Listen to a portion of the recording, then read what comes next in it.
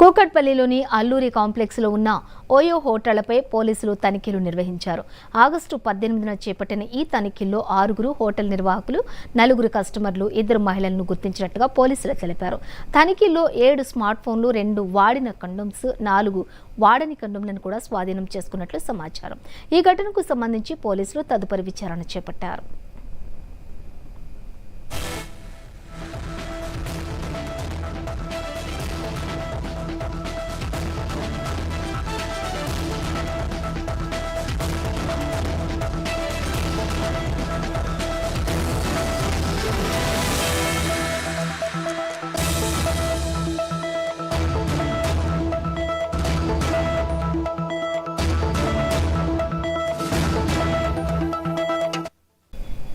కూకట్పల్లిలోని అల్లూరి కాంప్లెక్స్లో ఉన్న ఓయో హోటళ్లపై పోలీసులు తనిఖీలు నిర్వహించారు.